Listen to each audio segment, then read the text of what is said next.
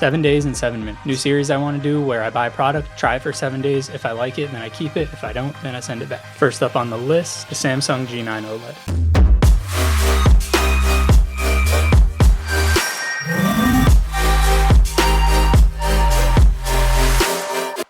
I've been wanting to upgrade my M28U for a while. I love 4K gaming, but with a 3080, it's a little bit tough to push high FPS, so it is a downgrade in resolution from 4K to 1440p. I will talk about my thoughts on that downgrade, but I want to focus more on a review of the monitor itself because there are plenty of issues with this thing, and to be honest, it was a tough decision to see if I wanted to keep it or not. So without further ado, let's get into it.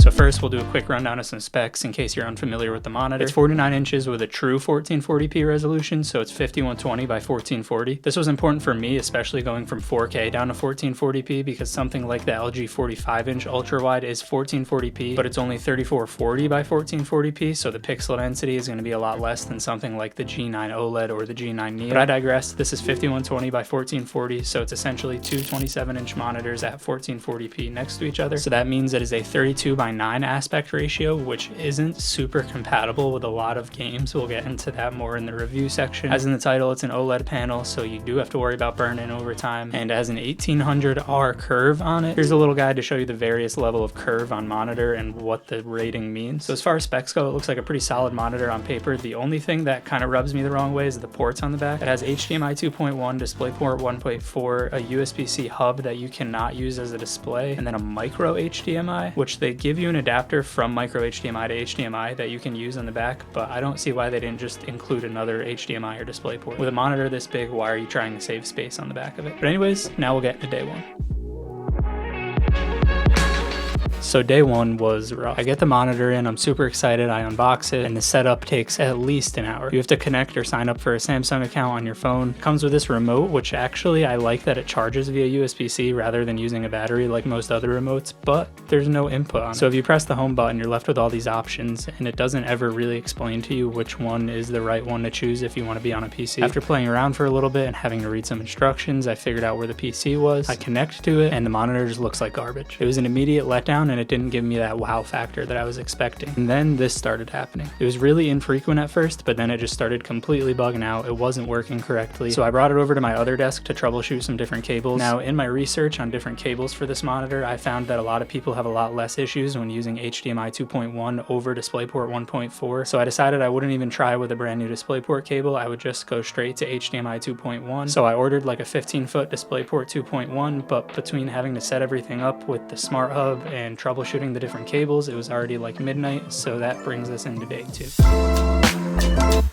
So the cable arrives, I'm able to actually use the monitor, which is great, but that opens up a whole new can of worms. Two main problems in particular. Number one, I just get a random black screen flicker, and number two, I can't play any games in 32 by 9, so I can't use the whole monitor. Now, like I said in the beginning of the video, not many games support 32 by 9, but Cyberpunk is one that does, and it would not run. I create my character selection screen, which default is in a 16 by 9 aspect ratio, and then when I started the game up 32 by 9, shuts off. Starfield, on the other hand, does not support 32 by 9, so I tried that anyway with a little bit of modding, and same thing there. So back to Reddit I go. I found a ton of different people on there with a ton of different fixes for this monitor and this issue and multiple other issues, so that's not a great sign, especially because the monitor's been out for quite some time now. There should have been some firmware updates. Anyway, I ended up fixing this by switching the display scaling in the NVIDIA control panel to GPU, not monitor, and the fix for the random black screens was unplugging my second monitor even though it wasn't turned on. Here I am 7 days later, and I'm still getting random black screen flickers. It didn't happen for about 5 days, and it just started happening again last night. I don't have a fix for it yet, but I am working on one. Like I said, it didn't happen for 5 days straight, and it randomly started happening again last night, so I have to go through and figure out anything that I've done different in the past day that I wasn't doing for 5 days. But for now, I'm just dealing with it. So if you're picking up this monitor and you've never owned a 49-inch monitor or a 32 by 9 aspect ratio monitor, something that I don't hear a lot of YouTubers or reviewers talk about when they talk about this monitor isn't just how ridiculous the size is, but how ridiculous it is to try to get games to play on it. Otherwise, I'm sure there's a program to get around this problem. And like I said, when watching a bunch of videos in preparation for buying this monitor, not a lot of people talked about the lack of 32 by 9 native support. So definitely keep that in mind if you're interested. But now that my display problems were fixed, we'll move on to day 3 when I was actually able to play on the monitor for the first time.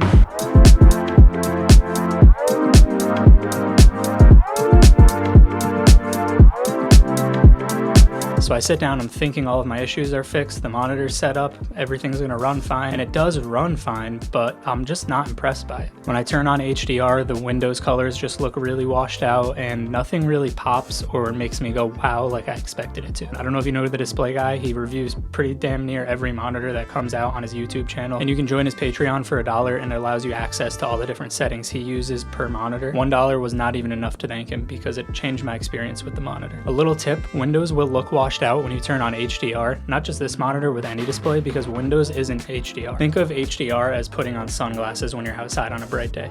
It makes everything look much better, much more vivid, much more contrasty, but when you go back inside with the lights off, everything looks dark and muddy. HDR is like the pair of sunglasses. HDR enabled games are like a bright sunny day. Combined, they look amazing, but things that don't run in HDR, when your monitor is in HDR mode, are gonna look really washed out. So there's a really simple setting for fixing this. If you go into your HDR settings in Windows, you can adjust the SDR brightness, and it evens everything out and makes everything look fine. So I changed my settings on the monitor that the display guy recommends. Everything looked a lot better, and I was able to get like an hour of gaming in. Mind you, we're 3 days into owning this monitor. I'm just getting to play games on it. Day 4, I was able to sit down and play some games, thank God, with no issues. I started off playing the new Call of Duty beta in the 16:9 mode. It's really easy to switch from 32:9 to 16:9 with the remote. You just open up what they call their game hub, and it'll be right there. You switch from 32 to 16:9, and everything looked great. I was pushing, I think, around 200 FPS. Not a major difference from 144, but I at least knew that I wasn't capping myself out with my monitor. And something I didn't know is HDR doesn't increase the load on your graphics card. You're just changing a color profile, so you're not adding extra strain on the graphics card, which means you can play in HDR, the game will look a lot better, and you're not losing any performance. And the game felt much smoother than what I'm used to. Now, I don't know if that's because I was getting higher FPS around 200 rather than capping myself out at 144, or if it's because with the OLED technology, you're getting like a 0.03 millisecond response time. I tend to think that's really the difference I was experiencing, because I don't think you can really tell between 144 and 200 FPS, but I definitely could tell that the image felt a lot smoother. I even hopped back into Modern Warfare 2, a game that I had actually played before, so I could compare it to what it looked like on actually my 34-inch ultra-wide versus this, and I gotta say the OLED looks way better. As far as picture quality goes, I was at the same exact settings. I think I was running at about medium, and just with HDR enabled and the OLED screen, it looked so much crispier. So now for the elephant in the room, day 5, 32:9. 16:9, I love the monitor, but I could just also buy a 16:9 27-inch 1440p 240Hz OLED monitor. Is it worth the extra money for the widescreen OLED? First game I hopped into was Cyberpunk, and it looked stunning on here. I didn't even have ray tracing enabled, but it looked way better than I ever remembered it looking before. If there's any game that's made for an OLED monitor, it's Cyberpunk. As far as the difference in resolution goes, going from 4K to 1440p, the only time I really notice it is in Windows or in menus. Obviously, text is going to look a lot more pixelated, especially on an OLED monitor. Now, a little tip with any OLED is you're going to want to run ClearType. This is just a Windows app that kind of clears the text up a little bit, and once I ran that, the text did look a lot better.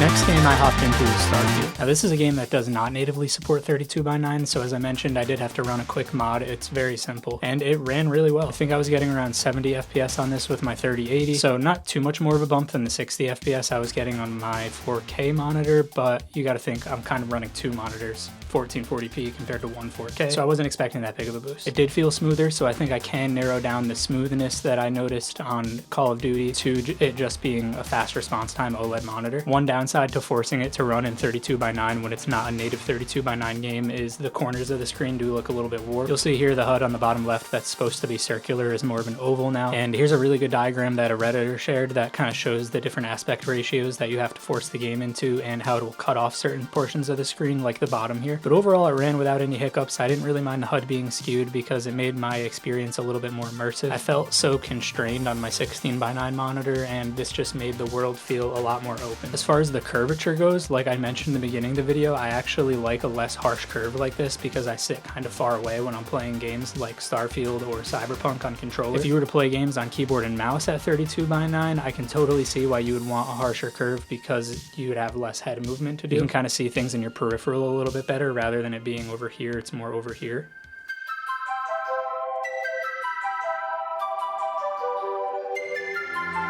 So the last game I tried is Ori and the Will of the Wisps, or the first one, I can't remember the name of it. The widest you can go in that game is 21:9, and I didn't want to mess around with modding it like I did with the Starfield. But my experience with playing this game in 4K versus the 1440p OLED is I would prefer it on the OLED personally. People always talk about having a deeper black, meaning you're going to have more contrast in your image. On an IPS monitor, it might all look the same shade of black, whereas something like an OLED, because the black is true dark black, the areas that are a couple shades off from black are going to look less black because you have the contrast in between the different colors. So in a game like Ori where there's a lot of dark areas, I was actually able to see a lot better, even going from 4K to 1440p. On the IPS monitor, it was kind of just muddy. And day 7, I ended up playing some more Starfield, and that black screen stutter came back. To be honest, if resetting my graphics driver and shutting the monitor on and off fixes the problem, then that's just going to be something I have to deal with. I don't want to have to keep buying different cables to try. But now I'm pretty much in full swing of using the monitor without any hiccups. Fingers crossed. So final thoughts. Am I going to keep it? My FPS games run faster and feel smoother, and although I'm downgrading from 4K to 1440p because of the more dynamic resolution, I think your mind kind of tricks you into thinking it's a higher resolution. The only thing I can't speak to at this moment is burn-in, the use of the monitor over time. If you're unaware, this is something that's very common with OLED monitors. If you leave them on a static image for a while, it will burn into the monitor. To negate that, this monitor uses a pixel shift option where throughout the day while you're using it, it'll shift the pixels a little bit left, right, up, down. It's not something that's noticeable, but what I notice a lot of other OLEDs have is a pixel refresh option. I have no idea how that works, but this monitor doesn't have that, unfortunately. Personally, I'm just using this for gaming 3-4 hours a night max. I don't use it for productivity throughout the day, and I don't leave it on. But just to wrap things up overall, OLED is overrated in my opinion. I think it looks great, and I definitely would prefer OLED over non-OLED, but I don't think that you should sell your soul for an OLED monitor like a lot of people say. 49 inches is a very cool size to have. I think it looks great on my desk, and playing games in 32:9 is awesome, but you're not going to find a lot of games that natively support it. 240 Hz on an OLED panel is extremely smooth. There's like absolutely no stutter in gameplay, and the biggest negative in the first week of owning it is just all the troubleshooting. If you're looking to buy something like this, be aware that you might have cable issues, you might have color issues, you might have HDR issues. Don't open this box and expect to set this monitor up right before you go to bed. You're going to need a couple hours of setup. But overall, when all is said and done and I sit down at night to play games, it does work now, and it does look way better than my last monitor. Is it worth $1,400? For my specific use case, yes, because I can use it in the 16:9 mode. But you really have to ask yourself, what are you using it for? That's 7 days and 7 minutes. The recording took way longer than 7 minutes, so hopefully this video is right around there. But I'll see you guys in the next one. If you have anything you want me to try out that you're curious about, let me know in the comments. I'll pick it up and do a 7 days and 7 minutes for that as well. Thanks again, guys. I'll see you in the next one. Peace.